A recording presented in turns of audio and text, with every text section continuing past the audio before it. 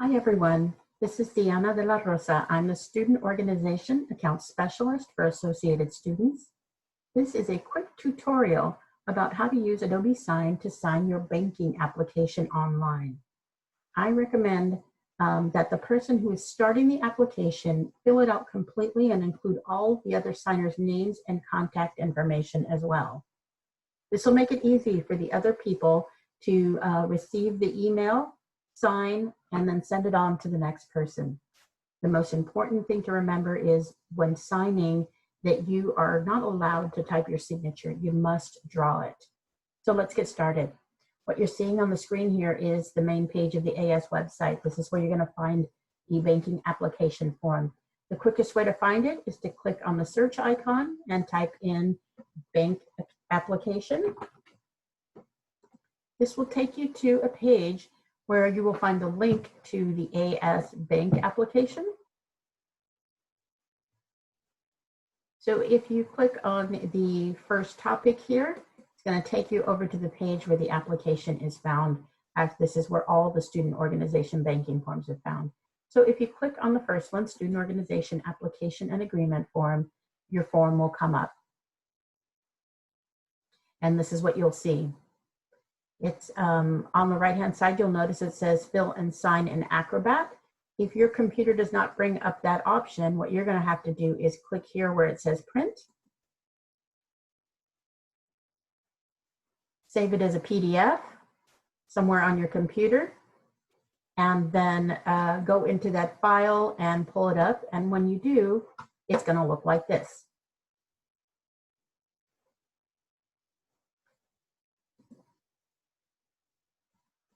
Now you're going to be able to fill in the form and sign it, and then you'll be able to send it off to other people to sign it. This is what it's going to look like. And we're going to have you fill all this in. So I've already filled out a form. I'll show you what that looks like.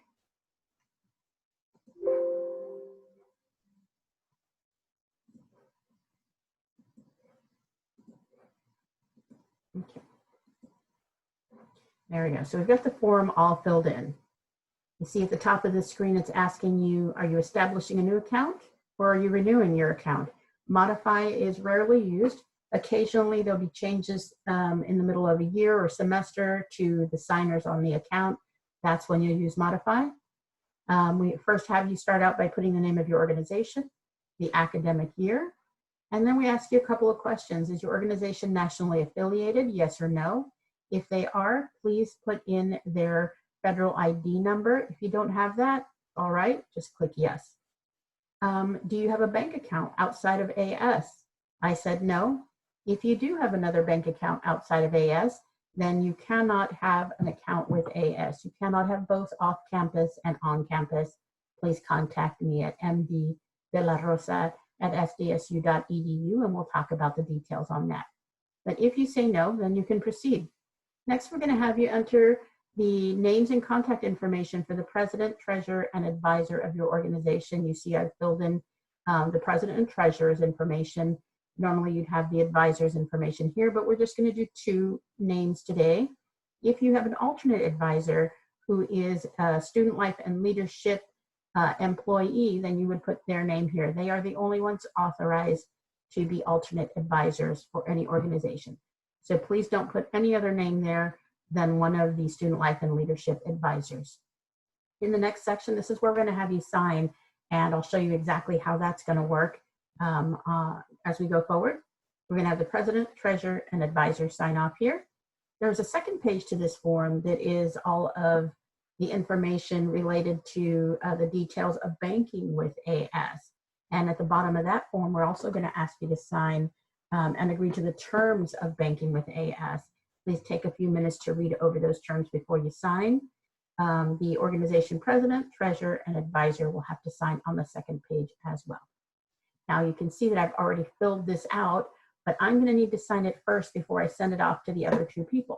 So by clicking here where it says fill and sign, it's going to allow me to put my name in here. If I click here where it says sign, my signature is already there, but I'm going to show you what you would need to do if you didn't already have one that was saved. You're going to add a signature.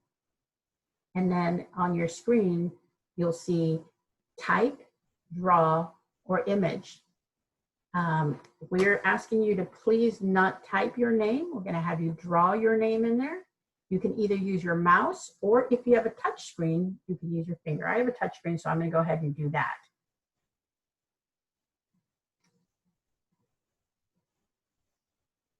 There we go. And I'm going to apply that signature. Now you see it's connected to my mouse, and I can drag and drop it wherever I need to. There's the first one. If I need to change it, I can. And then I'm going to drop it down here as well by clicking on sign, picking that up and dragging it down here and dropping it. There. Now my part of the signature is complete. Next, I'm going to have the other signers sign. So first thing I need to do is close this screen. And it's going to bring me up to another screen where it gives me the option again to have someone fill and sign. But this time it lets me know that I can get other people to sign it. So I can request signatures from others. That's the next step. And all you're going to need is to enter the email addresses of the other two people that you're sending this to. So I'm sending this to myself at my Gmail address. And this also gives you an opportunity to put any kind of message here that you need. I would say here, do not type your signature. Please draw it.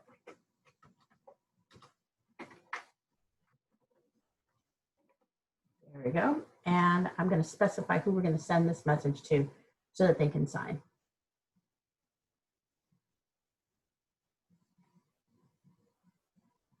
Now coming up on the next screen on the right-hand side, there's some information that may not pop up on your screen. This part here with the recipients.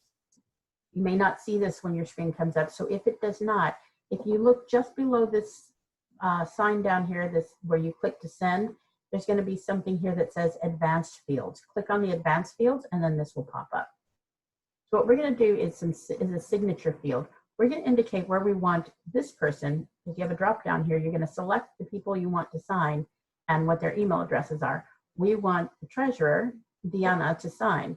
So we're going to click signature and we're going to drag it over to where we want her to sign. And I'm having a little bit of trouble here. There we go. And then we also need her to sign at the bottom of the form. So we're going to click on signature again, drag it over, and drop it where we need her to sign. All right. So if there was another person signing, then we would click this drop down, select the other person, and then do the same thing. Drag it over to where we need that person to sign, and that box will come up in a different color. But for now, we're finished with these two people. Make sure that everything looks correct. This is a chance for you to make any corrections that you may need to make. Sometimes email addresses like this one is a little too long to fit into the box. So you can make some adjustments there so that the entire thing will fit into the box. So that when I see it on my end, I can actually I can see the email address in full. All right, so I'm gonna go ahead and send this.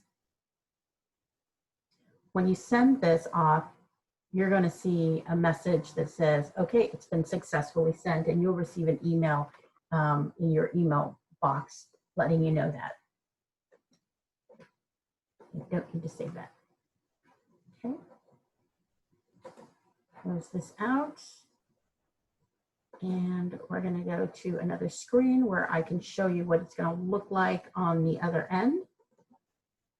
Okay, so then I'm going to go into, this is the email that the person receives when they're requesting a signature for them.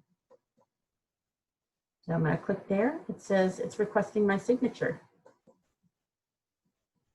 Now this is really cool because you can use your phone to actually create your signature, and that makes it a lot easier for those people who do not have a touchscreen computer. Okay, so now it's asking someone to click here to sign. So if you click there, you can either type, which we don't allow. You can draw it. If you have a touch screen, you can just draw it on yourself. Or if you don't and you want to do it on your phone, you click here and you're going to enter your phone number. and it's going to send you a message on your phone.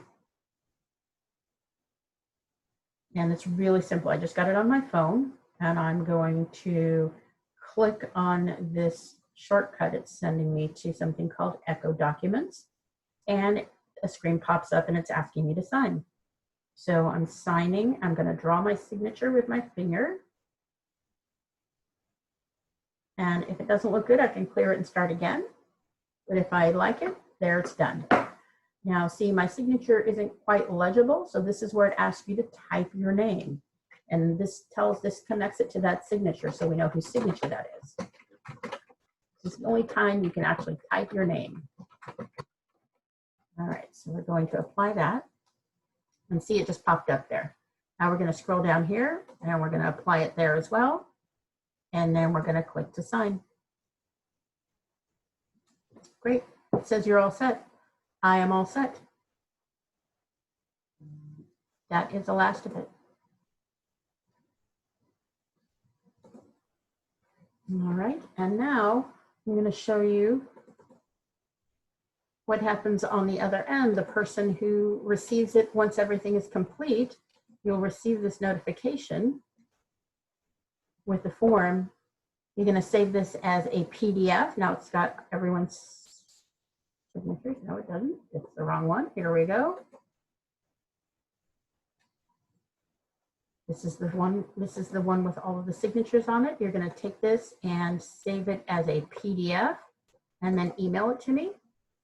Now I have everyone's signatures. I have everything I need. You are done. It's that simple. I hope this was helpful to all of you. And if you have any questions, you can always email me at mddelarosa@sdsu.edu or at as.rsobanking@sdsu.edu. I hope this was helpful. Thanks. Bye-bye.